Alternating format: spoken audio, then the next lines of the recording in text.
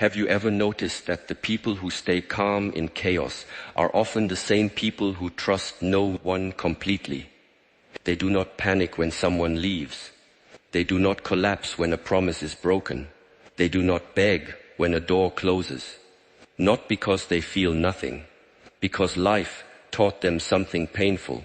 The moment you place your peace in another person's hands, you give them the power to destroy it.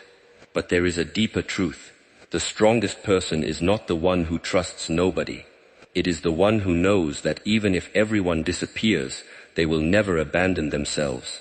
What if the reason some people never panic is not because they trust life, but because they stopped trusting everyone else to save them? Look closely at the calmest person in the room. They are not always the happiest. They are not always the most confident. Sometimes they are simply the one who learned that promises can break, people can change, doors can close, and help can arrive too late. So they stopped placing their peace in other people's hands. They stopped expecting the world to behave fairly before they allowed themselves to breathe. They stopped waiting for someone to understand them before they understood themselves. And this is where their calm began. Not in comfort, not in certainty, but in disappointment. There is a kind of calm that comes from innocence. A child sleeps deeply because someone else is watching the door. But there is another kind of calm that comes after life has entered the room without knocking. After betrayal, after rejection, after being left alone with a problem that everyone promised they would help solve. That second calm is different. It is not soft because life has been gentle. It is steady because the person has finally accepted one difficult truth.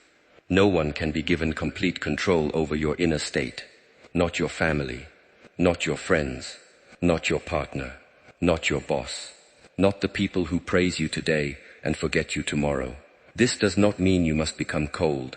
It does not mean you must suspect everyone. It does not mean you should refuse love, friendship, guidance, or support. It means you stop confusing trust with dependence. Trust says, I believe you will try. Dependence says, if you fail me, I will collapse. There is a great difference between the two. The person who never panics may still feel fear. Their heart may still beat faster. Their thoughts may still become loud. But beneath the noise, there is something rooted. A quiet decision. I will not abandon myself. That is the foundation. Many people panic because they believe the moment must be controlled immediately. The conversation must go their way. The rejection must be reversed. The misunderstanding must be corrected. The result must arrive. The person must respond. The plan must work. And when life refuses to obey, their mind begins to race. But panic is often not created by the event itself. It is created by the belief that you cannot survive the event unless it changes. Think about the last time someone criticized you. Perhaps they misunderstood your intentions. Perhaps they spoke unfairly. Perhaps they touched an insecurity you were already trying to hide. What hurt more, their words or the fear that their words might define you? The untrained mind runs toward the critic and says, take it back, see me differently, approve of me again. The disciplined mind pauses. It asks, is there anything useful here? If there is, it takes the lesson without swallowing the poison. If there is not, it lets the words pass, like rain striking a stone path.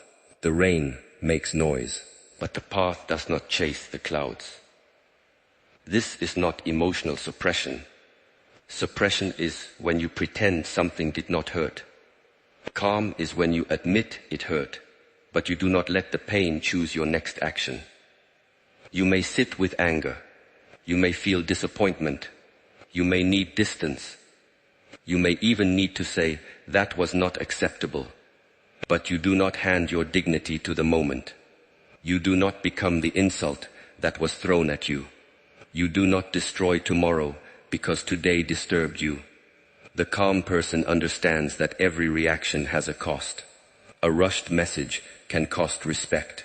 A desperate decision can cost opportunity. A careless word can cost a relationship. A moment of uncontrolled pride can cost years of peace. So they wait. Not because they are weak, because they know that urgency is sometimes a disguise worn by emotion. But here is the question. If you stop depending on people, do you not become lonely? Only if you misunderstand the lesson. The goal is not to build walls so high that no one can reach you. The goal is to stop building your house on another person's mood. You can love deeply without losing your center. You can trust carefully without becoming suspicious. You can ask for help without making help your only plan. You can walk beside someone without asking them to carry your entire weight. Loneliness does not come only from being alone. Sometimes loneliness comes from being surrounded by people while constantly performing for their approval. Sometimes it comes from smiling when you want to speak honestly. Sometimes it comes from shrinking so others will not feel threatened. Sometimes it comes from depending on people who are physically present but emotionally absent. The calm person is not calm because they need no one. They are calm because they know the difference between connection and captivity. They know that love must be invited, not demanded. Respect must be earned, not begged for. Loyalty must be observed, not imagined. And peace must be practiced, not borrowed. A borrowed peace is fragile. It exists only while the message is answered. The relationship is stable, the money is coming, the plan is working, and people are behaving as expected. But practiced peace can remain even when the room changes. It does not mean you enjoy the storm. It means you know where to stand inside yourself while the storm passes. Imagine a lantern in a long corridor. The lantern does not light the whole building. It only shows the next few steps. Still, that is enough to move. Panic demands to see the entire future. Calm asks, what is the next honest step? That question can rescue you from many forms of confusion. You failed an exam. What is the next honest step? You made a mistake at work. What is the next honest step? Someone rejected you. What is the next honest step? Your plan collapsed. What is the next honest step? Not the perfect step. Not the step that guarantees success. The honest step. Maybe it is admitting you were wrong. Maybe it is resting before trying again. Maybe it is asking for feedback. Maybe it is leaving a place where your dignity is repeatedly ignored. Maybe it is staying and doing the difficult work you keep avoiding. Calm is not always quiet on the outside. Sometimes calm says no. Sometimes calm closes the door.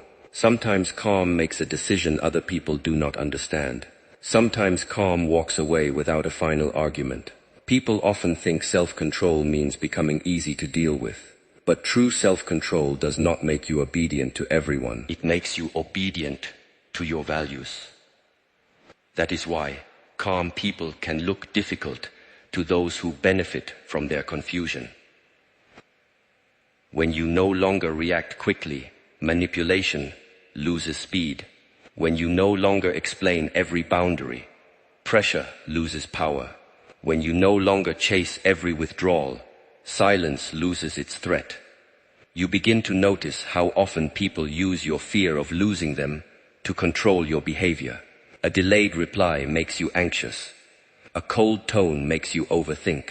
A small distance makes you question your worth. So you rush to repair something that may not even be broken. You apologize for things you did not do. You offer more than you can give. You abandon your own needs just to restore a feeling of safety. But is that trust? Or is that fear wearing the clothes of loyalty? A disciplined person learns to sit inside uncertainty without inventing a disaster. They do not immediately assume the worst. They also do not immediately create comforting lies. They watch. They listen. They allow time to reveal what emotion is trying to hide. This is one reason they seem unshaken. They do not force every question to produce an immediate answer. They know some truths arrive slowly. A person's character is not proven by one beautiful promise. It is revealed by repetition. How do they behave when you disappoint them? How do they speak when they no longer need anything from you? Do their actions become different when no one is watching? Do they respect your boundary, or do they punish you for having one? Do they celebrate your growth, or only enjoy you when you are easy to control. You do not need paranoia to notice patterns. You only need patience. The person who never panics is often the person who stopped arguing with evidence. They no longer try to turn inconsistency into loyalty. They no longer rename disrespect as misunderstanding. They no longer call emotional hunger love. They no longer keep drinking from an empty cup and blaming themselves for being thirsty. This is not bitterness. Bitterness says, everyone will hurt me. Wisdom says, some people may hurt me, so I will remain awake. There is a difference between a locked heart and an alert heart. A locked heart refuses all entry. An alert heart opens slowly and watches what enters. One is ruled by fear. The other is guided by awareness. But what happens when the person you cannot trust is yourself? This is the question many people avoid. It is easy to speak about betrayal from others. It is harder to face the promises you broke to your own life. You said you would begin. You delayed. You said you would leave. You stayed. You said you would stop returning to the same harmful pattern. Then loneliness arrived, and you went back. You said you would protect your mornings. Then you gave them to distraction. You said you would control your anger. Then one sentence pulled the fire out of you. Every broken promise to yourself teaches your nervous mind a dangerous lesson. My words have no authority. Then, when pressure comes, of course you panic. Why would your mind trust you? You have often spoken without acting. You have often decided without following through. Self-trust is not built by thinking positively. It is built through evidence. Small evidence. Quiet evidence. Repeated evidence. Wake up when you said you would. Finish one task before escaping into another. Keep one boundary even when guilt appears. Tell the truth even when a lie would protect your image. Leave one argument before it becomes cruel. Sit for 10 minutes without reaching for noise. These actions look small, but each one places a stone beneath your feet. Over time, the ground becomes solid. Then when life shakes, you do not immediately fall, because part of you remembers, I have faced discomfort before and remained present. That memory becomes strength, not the loud strength that needs an audience. The private strength that appears when no one is coming. There will be days when people misunderstand your silence. They may call you distant. They may think you do not care. They may mistake your pause for weakness. Let them misunderstand for a moment. You do not have to answer every false image immediately. A clear life will eventually speak with more force than a rushed explanation. This is difficult, because the ego wants to correct the room. It wants everyone to know your intentions. It wants to win the trial inside every stranger's mind. But how many minds will you enter? How many opinions will you clean? How many stories about you will you chase? You could spend your entire life knocking on doors that were never yours to open. The disciplined person brings their attention back. What is mine to correct? Perhaps your behavior, perhaps your tone, perhaps a mistake you genuinely made. Correct that. What is not mine to control? Their interpretation, their mood, their willingness to understand. Release that. This distinction is one of the deepest forms of peace. Without it, you waste energy trying to carry what belongs to other people. Their expectations, their disappointment, their assumptions, their inability to see you clearly. You can be kind without carrying all of it. You can listen without surrendering your judgment. You can care without accepting blame for every emotion in the room. Now let the lesson turn. Until this moment, we have spoken about not trusting others with control over your peace. But there is a deeper level. The truly calm person does not even trust every thought that appears inside their own mind. That is where the path becomes more serious, because not every thought is a message. Some thoughts are echoes. Some are old fears repeating themselves. Some are wounds trying to predict the future. Some are pride defending an image. Some are exhaustion pretending to be truth. You receive one short reply and think, they are losing interest. You make one mistake and think, I always ruin everything. You see someone succeeding and think, I am falling behind. You feel nervous and think, something terrible is about to happen. The thought enters wearing a uniform. It speaks with authority. It tells you to obey. But a trained mind asks for identification. Who are you? Where did you come from? What evidence do you carry? This is not overthinking. It is mental discipline. You do not fight the thought. You do not shame yourself for having it. You simply refuse to kneel before every sentence that crosses your mind. A thought can be present without becoming a command. Fear can be present without becoming a prophecy. Anger can be present without becoming a weapon. Sadness can be present without becoming your identity. This is what calm response means. You allow the emotion to exist, but you do not allow it to drive with your hands tied behind your back. Picture yourself sitting beside a river. Leaves float past. One leaf says, "You are not enough." Another says, "They will leave." Another says, "You must prove yourself now." The untrained mind jumps into the river and is dragged by every leaf. The disciplined mind remains on the bank. It notices. It breathes. It waits.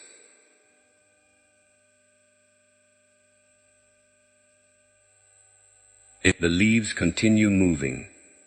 This does not remove responsibility.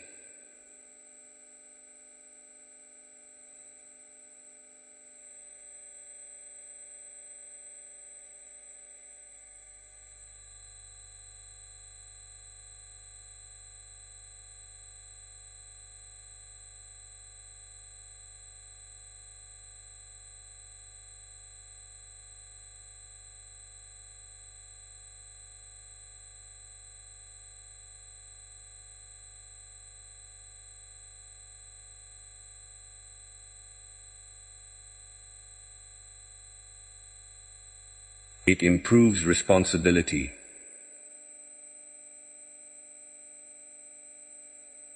Because when you are no longer controlled by the first thought, you can choose a better action. And what is panic really, if not the worship of the first thought? Something happens. The mind interprets it. The body reacts. Then you treat the interpretation as fact. A door closes, and you call it the end. A person leaves, and you call yourself unlovable.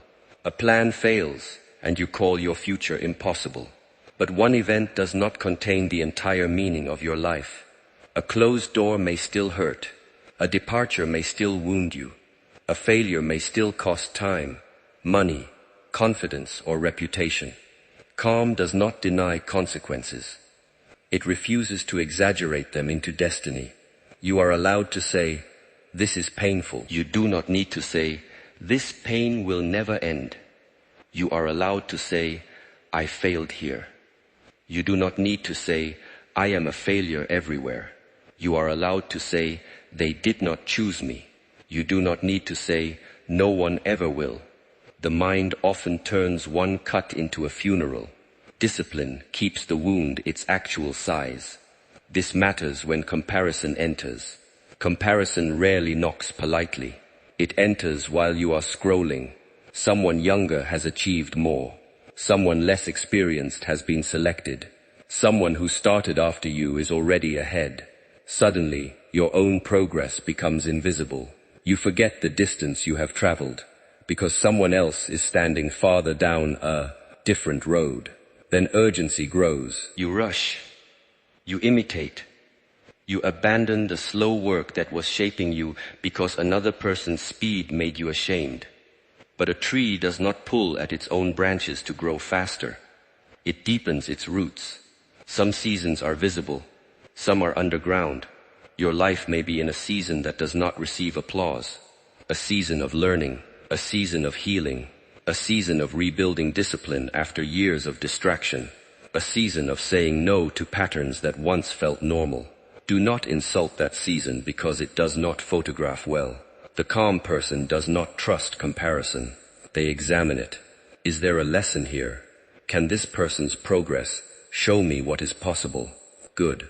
Take the lesson. But if comparison turns into self-contempt, step away. No wisdom grows in soil poisoned by constant humiliation. You do not become stronger by repeatedly telling yourself you are behind. You become stronger by seeing your position clearly and moving without drama. The path does not need your shame. It needs your footsteps. And what about pressure? What happens when many people are waiting for you to perform? When your family expects success? When your work is being judged? When one decision could affect everything? Pressure makes the future crowd into the present. You are sitting in one room, but your mind is living inside 10 imagined outcomes. Failure, embarrassment, disappointment, loss, criticism. Then your energy is divided before the work even begins.